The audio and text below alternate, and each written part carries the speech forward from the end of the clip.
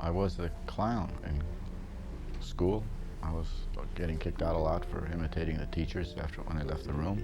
I went to Santa Monica City College because I didn't have the grades to get into university. Someone said take an acting class. It's an easy 3 credits. And I just loved it. If there is such a thing as paying one's dues, you really paid them. Yeah.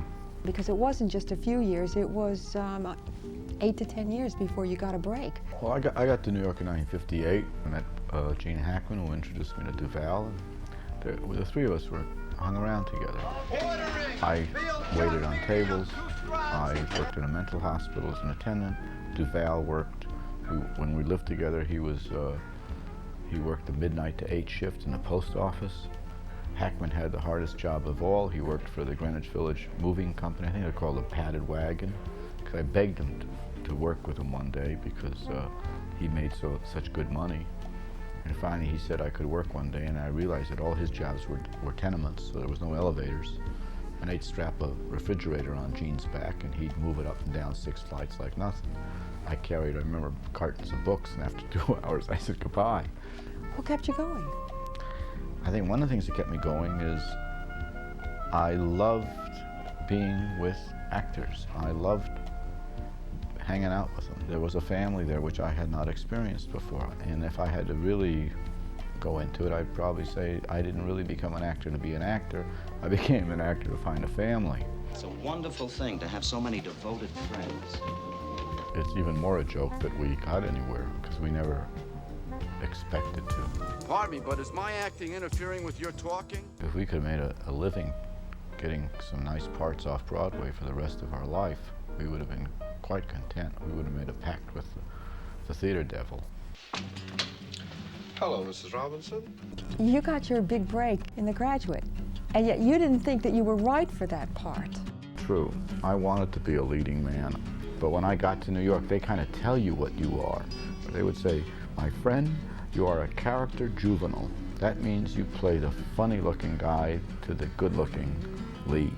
When Mike Nichols cast me in The Graduate, I was the first to tell him I'm not right for that part. I think Robert Redford had tested for it the day before, who was perfect for it, physically certainly. He said, well, come on out and test. So I tested with Catherine Ross. It was her test, too. Hello. The test went very badly. I was very nervous. I blew the lines. I felt very uncomfortable playing a leading man. Benji? I went back and told Elizabeth Wilson, who was ironically later my mother in The Graduate. She was with me in the show I was doing. Don't worry, I didn't get that part. He didn't see me.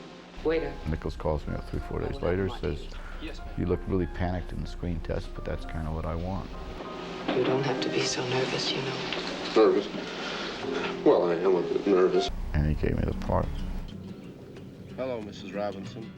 Looking back on the early struggling days, think there's anything else you could have done if you hadn't been an actor? Well, I think my parents knew there was nothing else I could do. I can't even send you up for a commercial. You played a tomato for 30 seconds. They went a half a day over schedule because you wouldn't sit down. Nobody does vegetables like me. I did an evening of vegetables off Broadway. I did the best tomato, the best cucumber. I did an endive salad that knocked the critics on their ass. How do you deal with lack of privacy? Do you use disguises, or you just don't go out? I've been preparing for Tootsie for 20 years because I get in drag. I always get in drag, and it's funny how I never get bothered.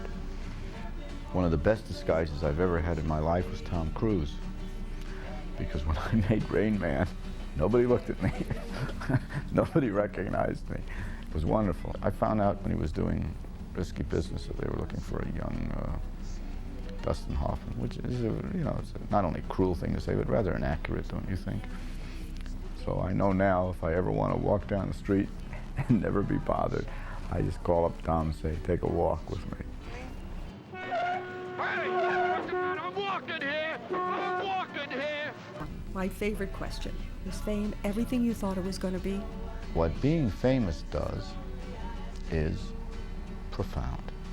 It changes you. It changes everyone around you, including your family. You hear about my wife? And, of course, it alters your own perception so that you never really do find out who you would have been if you had not become famous. Oh, you got a hell of a talent. You're gonna be okay. You're gonna land on your feet. You're gonna survive. I'm very happy it happened.